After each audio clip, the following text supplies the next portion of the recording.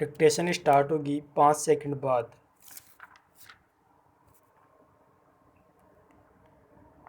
Start.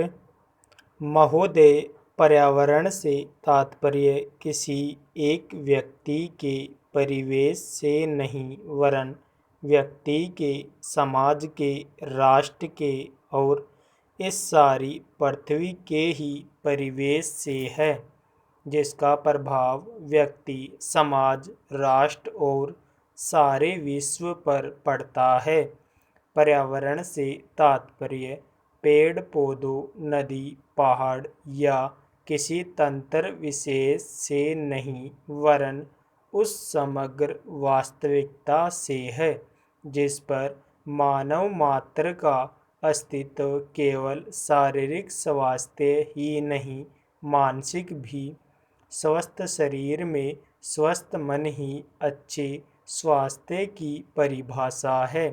शारीरिक स्वास्थ्य हमारे आहार पर निर्भर है, जिसका स्रोत इस पृथ्वी का जल, थल, वायुमंडल है।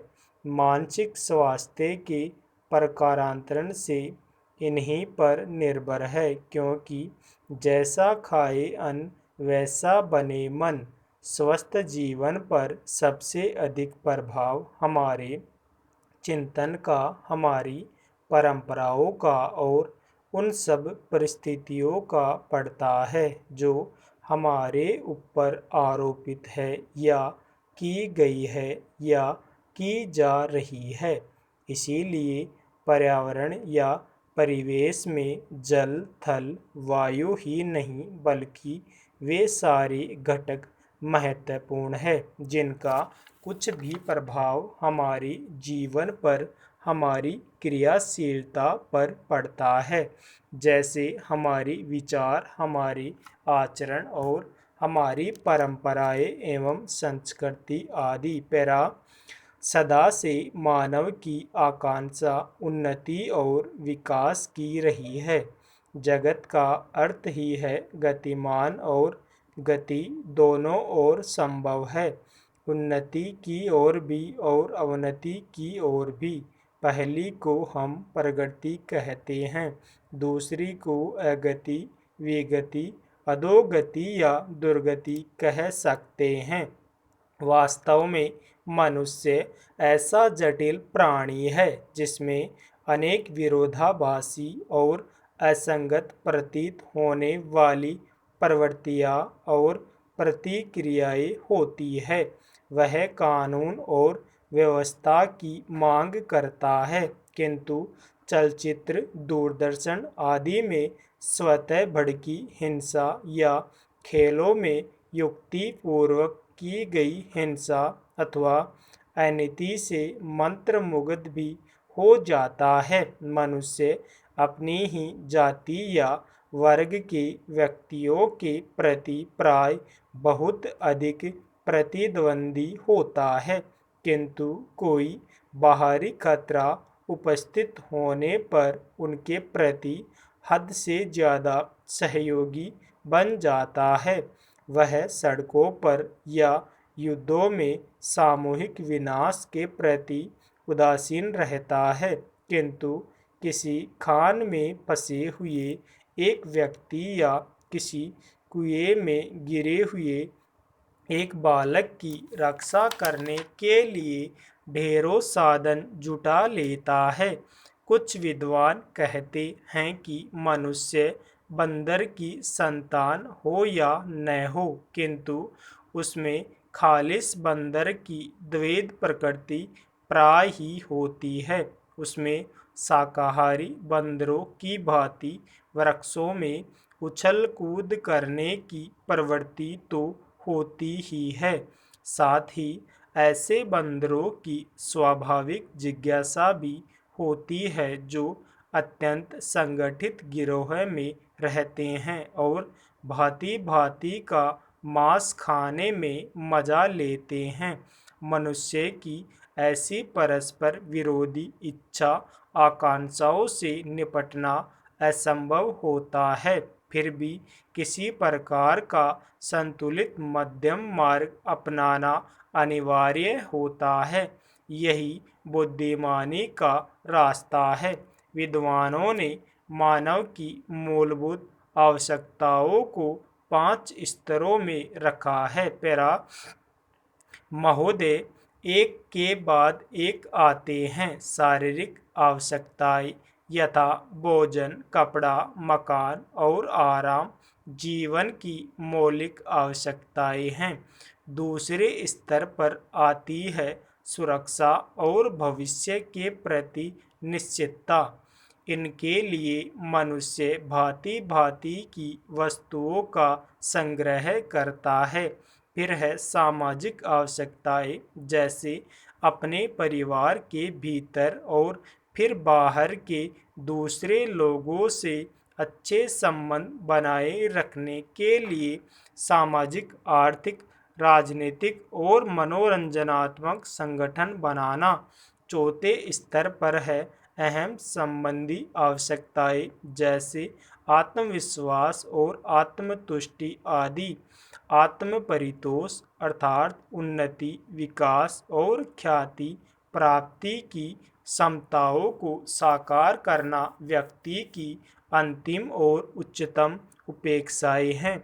इन आवश्यकताओं की पूर्ति के लिए मनुष्य अपने आसपास उपलब्ध पर्यावरण का दोहन करता है। जल, थल, वायु ही नहीं, पेड़ पौधों, पशु पक्षी, जीव जंतुओं तक का उपयोग करता है। सभी शक्तियों का, यहाँ तक कि सबल व्यक्ति अपने से निर्बल व्यक्तियों तक का दोहन करता है, जो शोषण की सीमा तक पहुँच जाता है। इसके लिए भांति भांति की तकनीकें खोजी और अपनाई जाती है। विराम पैरा प्रौद्योगिकी ने मनुष्य को भांति भांति की आवश्यकता की वस्तुएं अभूतपूर्व प्रचुरता से देकर संतुष्ट किया है और आवश्यकता की सीमा रेखा भी खिसकाई है। विलासिता और सजावट की ऐसी सामग्री भी दी है जो अब बहुत कुछ आवश्यकताओं में गिनी जाने लगी है। स्वचल वाहन, दूरदर्शन, धुलाई मशीन, सफाई मशीन, सिलाई मशीन, स्टोव, चूल्हे, मिक्सी, फ्रिज आदि अब बहुत से लोगों के लिए अनिवार्य आवश्यकता की कोटि में आ गई है।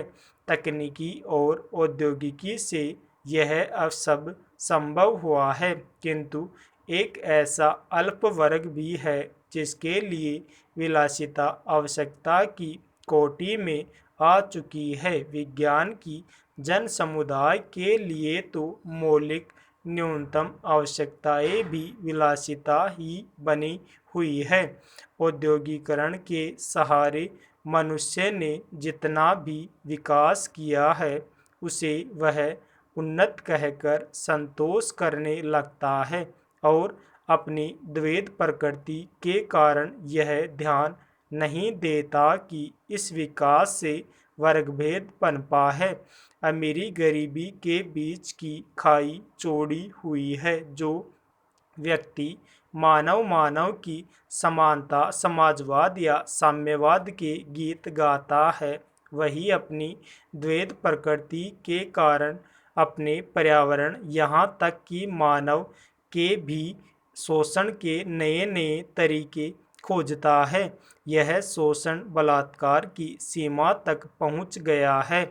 मनुष्य ने अपनी बुद्धि का प्रयोग किया, फलस्वरूप भांति भांति का औद्योगिकरण हुआ और जल, थल, वायु सब प्रदूषण के शिकार हो गए। जितना ही अधिक विकास हुआ, उतना ही अधिक विनाश हुआ। प्राकृतिक संपदा का भीषण ह्रास हुआ। व्यापक वन विनाश से भूमि बंजर और मरुस्थल बन गई। एक बड़ा हवाई जहाज एक दिन में जितनी ऑक्सीजन खर्च करता है, उतनी ऑक्सीजन 17,000 हेक्टेयर वन में तैयार होती है, और वन बचे ही कितने हैं।